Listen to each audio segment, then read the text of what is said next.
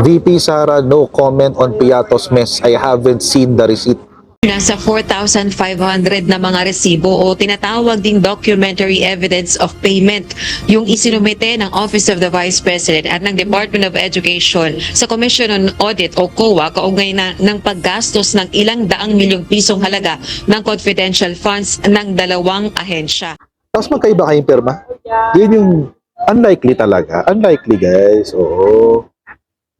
Maraming pasabog Maraming pasabog sa hearing kanina. Pero ang weird ng ginawa ni Sara. And I've been observing this already. Napapansin ko na siya. Tuwing magkakaroon ng congressional hearing sa Committee on Good Government, itong si Sara biglang magpapapress con.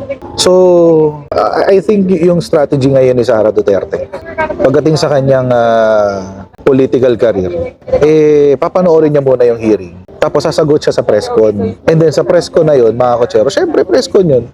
Walang kokontra sa kanya dun. Which, alam niyo mga kotsero, giving credit where credit is due, a really good way of addressing all of the intrigues. It's a smart move actually. Kung tutuusin, it's a smart move. Ang labanan ngayon dito, mga kotsero, is kaninong kwento ang mas believable? Sa kwentuhan ng kay Mary Grace Piatos. At hindi na kinakaya ni Sara Duterte yung issue. Alam niyo ang ginawa ni Sara Duterte? Nilaglag niya yung tao niya.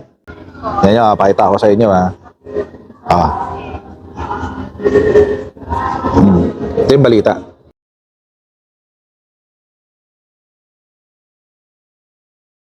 VP Sara, no comment on Piatos mess. I haven't seen the receipt. Hindi pa niya nakikita yung AR, yung acknowledgement receipt. Do you think that's possible?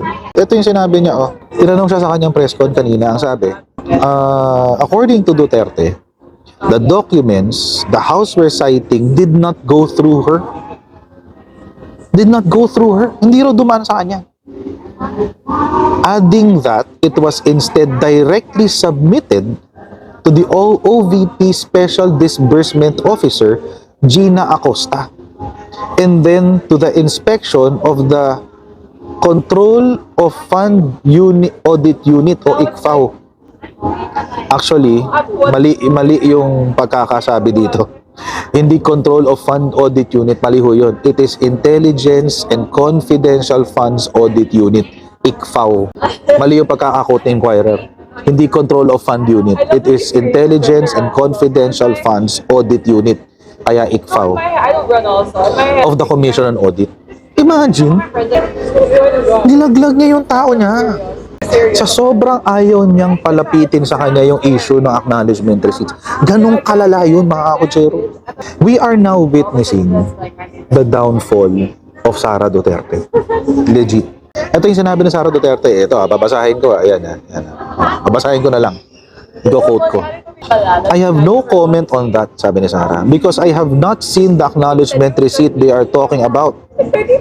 Because basically, all documents do not go through me, and it goes straight to the SDO and submits it to the ICFAO of the CO. So I will not comment, especially that we do not know how the copies of the acknowledgement receipts were processed, or our submissions to the COA, to the House of Representatives, and who is handling the documents, sabi niya. Oo, ayaw daw niyang magkomento. Bakit?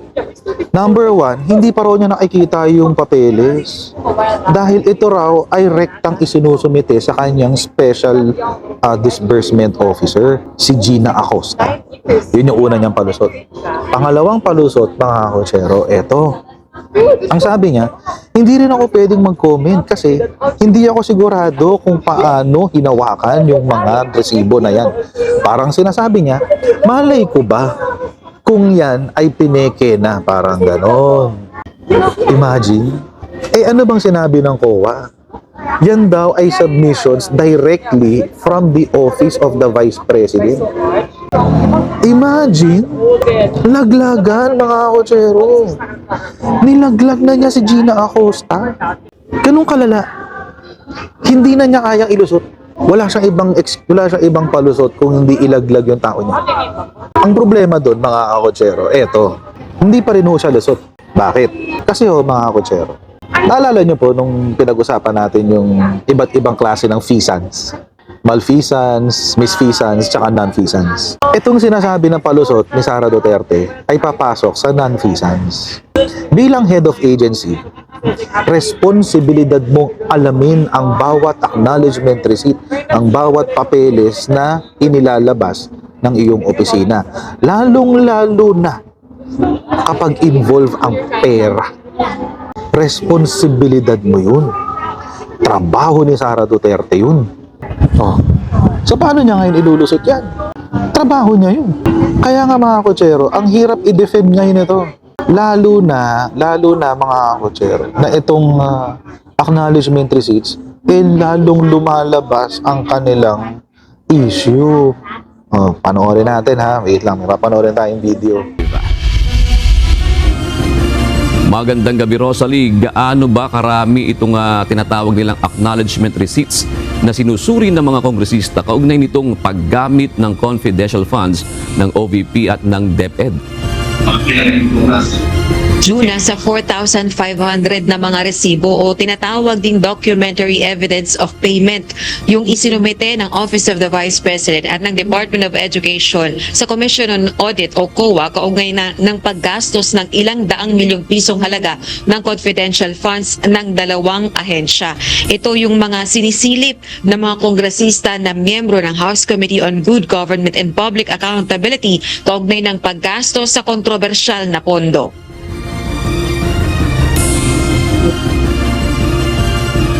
Bukod sa pangalang Mary Grace Piatos na pinaghihinalaan ng mga kongresista na fictitious o gawa-gawa lamang na signatory sa resibo kaugnay ng paggamit ng confidential funds ng Office of the Vice President o OVP noong December 2022, may napuna pang questionable umanong resibo ang isa sa mga miyembro ng House panel. Para kay Representative Sia Alonto Adjong, House Assistant Majority Leader, hindi katanggap-tanggap na magkapareho ang pangalan sa magkaibang resibo para sa confidential funds ng OVP at ng DepEd.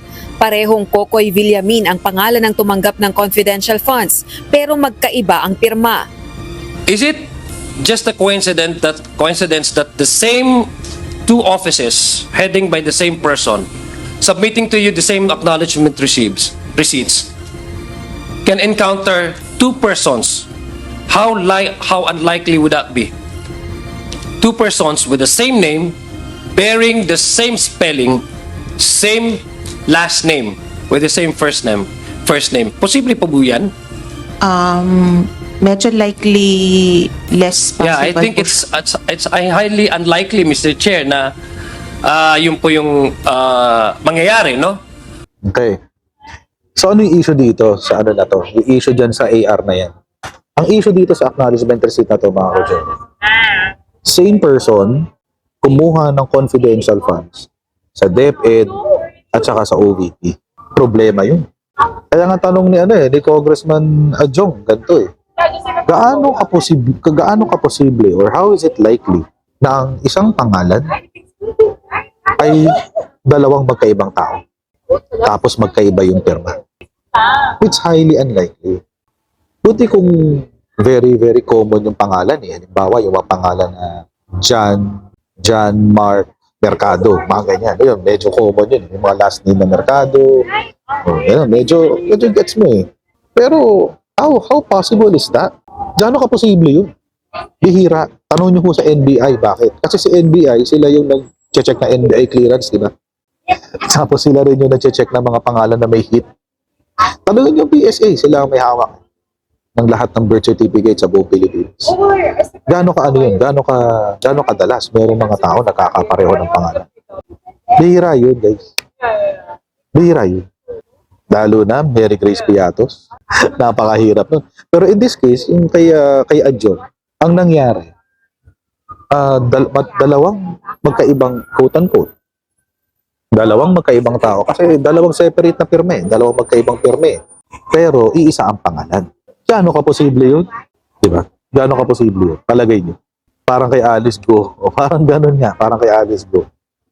Yun yung sinasabi ni Kong Adjong. Paano yun? Tapos magkaiba kayong pirma? Yun yung unlikely talaga. Unlikely, guys. Oo.